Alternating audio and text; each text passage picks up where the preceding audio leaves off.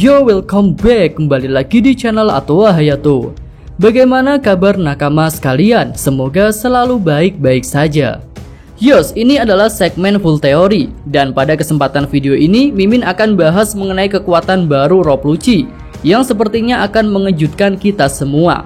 Oke, kita mulai dulu dari dasar pemikiran. Rob Lucci adalah mantan anggota CP9 yang terkuat, sekaligus lawan utama Luffy di arc Enies Lobby.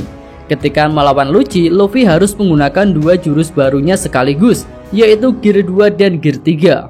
Alhasil karena terlalu memaksakan diri, tubuh Luffy jadi mengalami luka yang cukup parah. Kemudian ketika referee, Rob Lucci kembali muncul, bahkan dia naik pangkat menjadi CP0. Dan yang terbaru di chapter 1028, Lucci membicarakan sesuatu tentang pertempuran di Onigashima. Memang saat ini belum bisa dipastikan apakah Lucci sudah berada di kapal yang menuju Wano ataukah dia masih di Mariejoa. Tapi perintah yang datang itu tertuju kepada anggota CP0. Jadi karena hal itu masih sangat dimungkinkan Lucci akan benar-benar muncul di Wano untuk tugas barunya sebagai anggota CP0.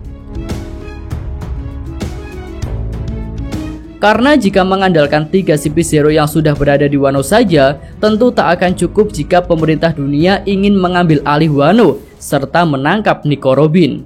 Dan jika memang akan terjadi rematch antara Luffy versus Lucci, maka seharusnya Rob Lucci sudah memiliki peningkatan kekuatan agar bisa kembali bertarung sengit melawan Luffy yang saat ini sudah banyak memiliki kemampuan baru setelah pertemuan terakhir mereka di Enies Lobby 2 tahun yang lalu. Ketika itu Luffy cuma punya Gear 2 dan Gear 3, itu pun baru dia dapatkan dan banyak menghasilkan efek samping. Sementara Lucci bertarung mengandalkan kemampuan Rokosuki dan kemampuan Zoanya. Jadi jika sekarang Luffy sudah punya Gear 4 lalu Ryuo dan Hausuku Haki tingkat tinggi, maka kira-kira kemampuan apa yang sudah dimiliki Lucci saat ini? Nah, ini adalah dasar pemikiran mengenai kekuatan baru Rob Lucci yang memang seharusnya ada jika dia akan kembali bertarung melawan Luffy. Oke, lanjut kita masuk ke landasan teori. Pertama, perhatikan manga chapter 905.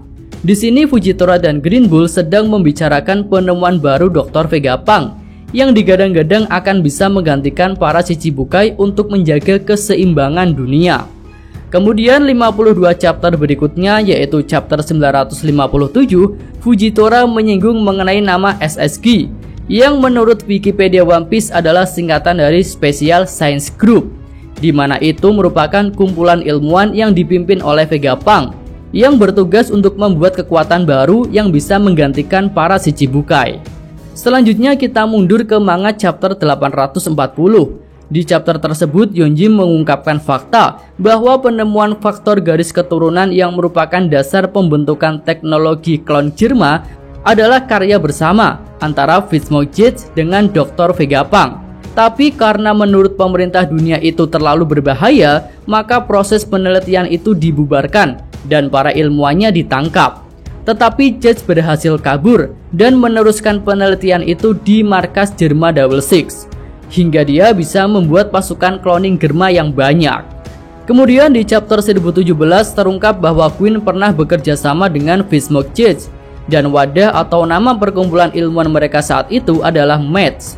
Nah, sampai di sini sudah terungkap bahwa Jade dan Vegapunk pernah bekerja sama dan mungkin Queen juga pernah bergabung dengan mereka berdua dalam satu wadah kelompok ilmuwan yang bernama Match.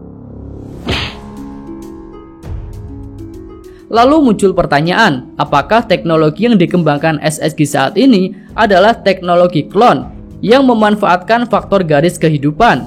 Menurut Mimin sih bukan, karena menurut pemerintah dunia, penelitian semacam itu terlalu berbahaya.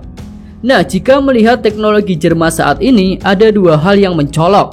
Pertama, pasukan klon berani matinya, dan yang kedua adalah para anak-anak Fitsmo. Di chapter terbaru yaitu 1029, Queen menjelaskan bahwa kekuatan anak-anak Fitsmo itu adalah exoskeleton, yaitu manusia yang punya kemampuan pemulihan diri super, kemudian kekuatan fisik yang super kuat, serta hati sedingin es, hingga tak mampu merasakan apapun alias tak punya perasaan. Nah, jika melihat penjelasan di atas bahwa Queen, Jazz, dan Vegapunk pernah bekerja sama, rasanya cukup masuk akal jika Vegapunk juga tahu mengenai manusia ekoskeleton yang disinggung Queen pada chapter 1029. Untuk mengembangkan manusia ekoskeleton ini, Jazz membutuhkan waktu yang lama dan pengembangannya dilakukan secara bertahap sejak anak-anaknya kecil. Lalu bagaimana dengan Vegapunk? Jika melihat kecerdasan Vegapunk sebagai ilmuwan nomor 1, tentu sangat dimungkinkan bagi dirinya untuk melakukan pengembangan manusia ekoskeleton dengan cepat. Nah, selanjutnya perhatikan sosok Lucci yang muncul di Mario pada manga chapter 907. Ketika itu sosok Lucci jadi terasa lebih dingin daripada kemunculannya di Enies Lobby. Ya, itu adalah landasan teorinya yang diambil dari manga chapter 840, 905, 907, 957, 1017, serta chapter terbaru yaitu 1029. Nah, selanjutnya kita beralih ke kesimpulan teori. Berdasarkan dasar pemikiran dan dasar teori yang Mimin jelaskan di atas, maka teori yang terbentuk adalah Rob Lucci sudah mempunyai kemampuan baru yang akan dia gunakan untuk bentrok kembali dengan Luffy. Dan kekuatan baru itu memiliki hubungan dengan hasil penelitian SSG yang diketuai oleh Dr. Vegapunk. Kemudian bentuk kekuatan yang dihasilkan SSG itu akan erat kaitannya dengan teknologi manusia ekoskeleton yang dulu dikembangkan dalam kelompok ilmuwan Mets, yang mana Queen, Jazz, dan Vegapunk terlibat di dalamnya. Lalu jika Jazz butuh waktu lama untuk membuat manusia ekoskeleton, maka bisa saja Vegapunk yang lebih cerdas sudah bisa membuat hal itu dengan lebih mudah dan lebih cepat. Sehingga Rob Lucci diduga sebagai orang pertama yang menerima kekuatan dari proyek SSG ini. Lalu skema yang Mimin pikirkan adalah seperti sebuah operasi pembedahan yang dilakukan Vegapunk kepada Kuma untuk menghasilkan Pacifista atau PX-Zero.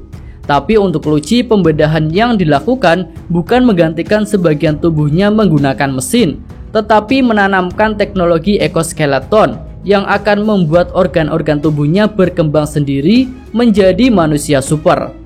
Lalu untuk hasil akhirnya Mimin tak bisa mengatakan akan sama persis dengan Sanji atau saudaranya yang lain, karena bisa saja Vegapunk memiliki cara pengembangan yang berbeda. Hanya saja konsep dasarnya sama. Nah, dengan peningkatan kekuatan yang diberikan oleh SSG, Lucci berhasil mendapatkan jabatan penting dalam CP0.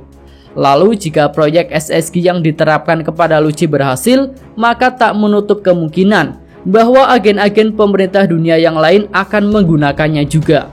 Sehingga kekuatan para Superpol akan meningkat drastis dan bisa menggantikan peran para Shichibukai untuk menjaga keseimbangan dunia. Ya, sampai di sini aja pembahasan pada video full teori ini. Mimin sadar pembahasan ini masih jauh dari sempurna. Jadi jika para nakama sekalian punya pendapat lain yang mendukung atau menentang, silahkan tuliskan pada kolom komentar untuk menjadi bahan diskusi agar teori ini jadi lebih menarik. Oke, terima kasih. Oke, cukup sekian video kali ini. Semoga nakama sekalian menyukainya. Terima kasih sudah nonton dan sampai jumpa lagi di video selanjutnya. Show!